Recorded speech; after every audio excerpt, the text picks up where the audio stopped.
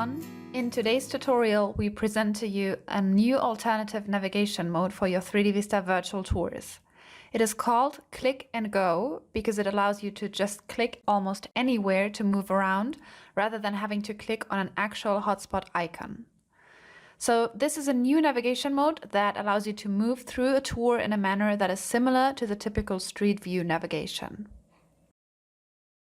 Up to now, as you may or may not know, we used to place hotspot icons that the user would click on to move around the area or from panorama to panorama.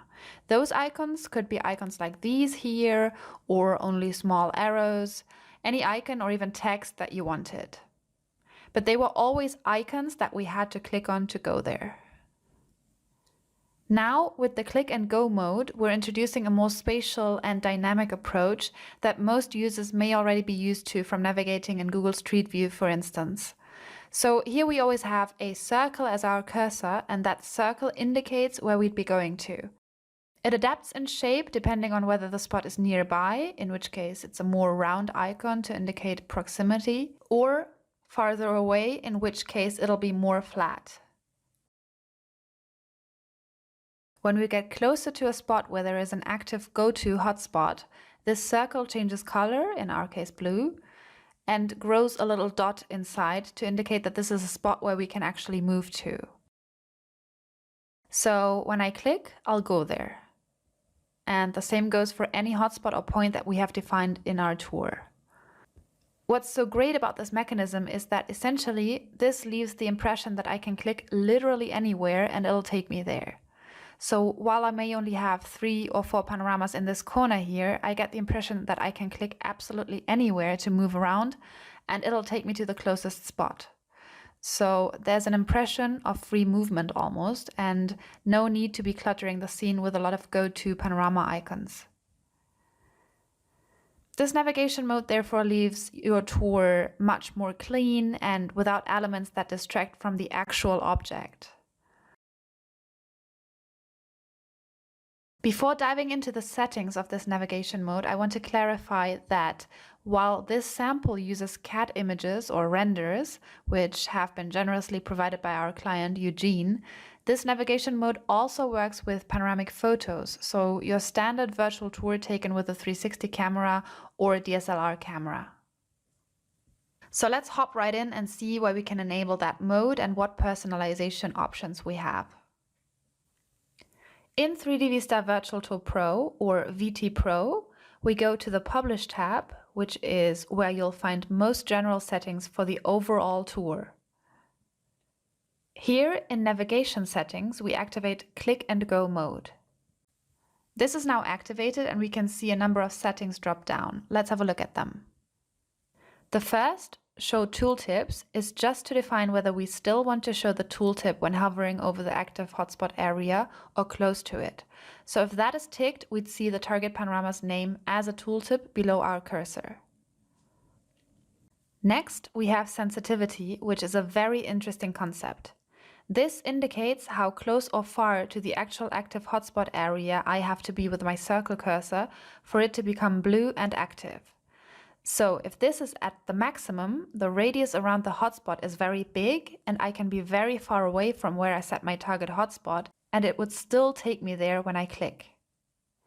If we go and make this smaller now, the radius will be smaller and it will only turn blue and show the dot when I am significantly closer to where the hotspot really is.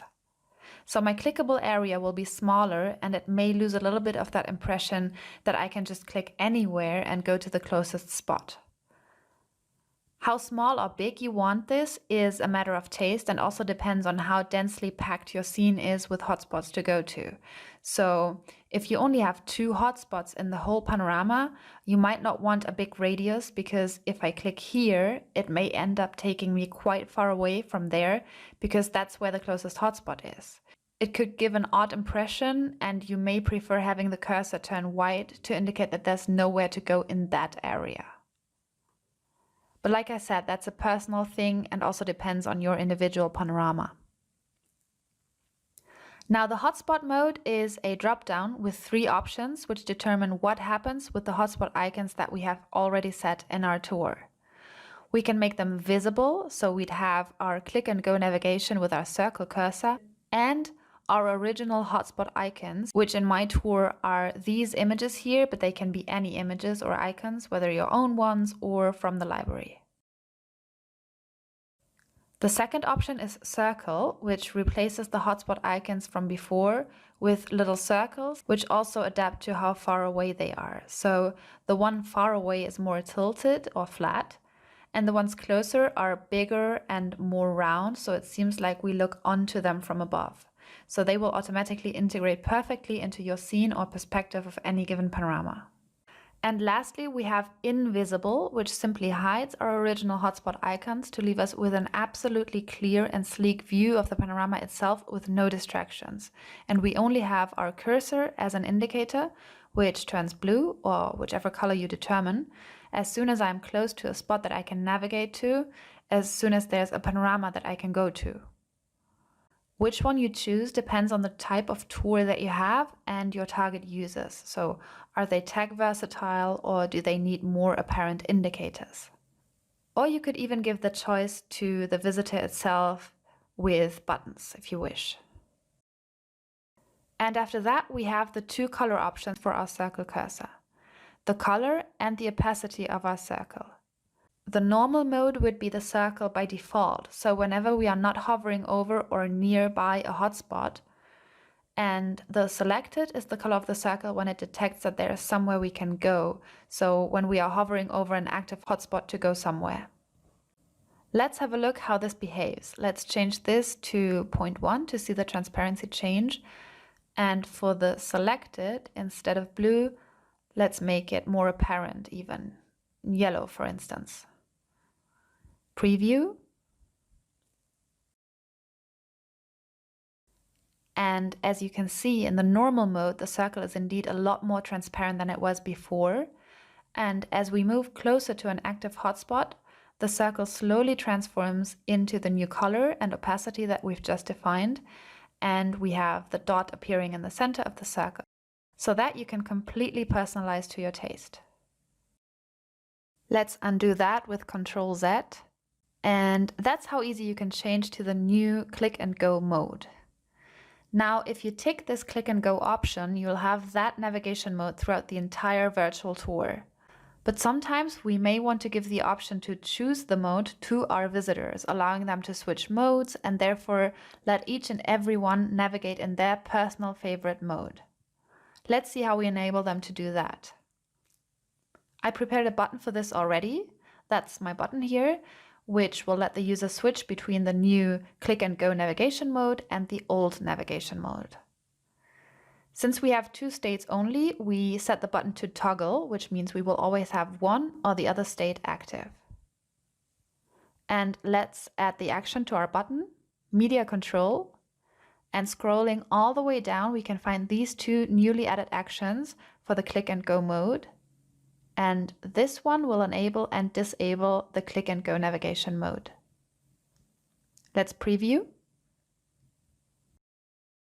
So initially, as you can see, we are in click and go mode, and upon clicking on the button, it switches to the old standard navigation mode.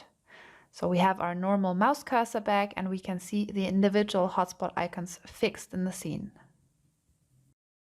Lastly, I do want to quickly demonstrate how you can give the option to alternate between the visibility of your original hotspot icons to your visitors, just to get back to what I briefly mentioned before. So let's take this one away for a sec and make visible these three buttons, which I've prepared for this already. And to each one, we'll now assign the action to activate one mode.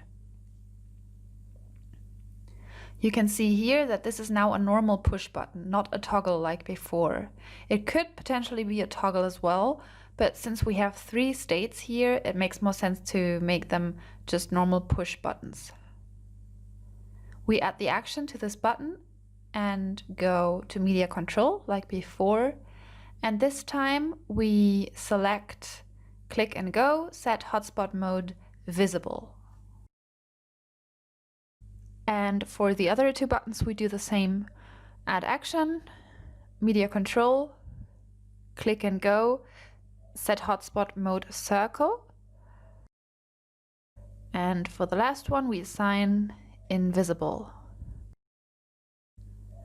so that when we preview, we are in invisible, which is our default mode, but we can switch between the different states with the buttons down here. And that's all. We hope you like this new alternative navigation mode.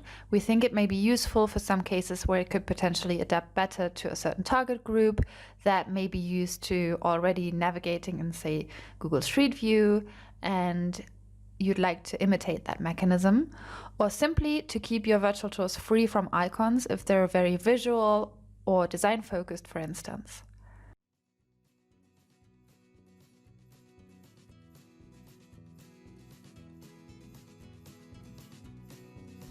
Thanks for watching.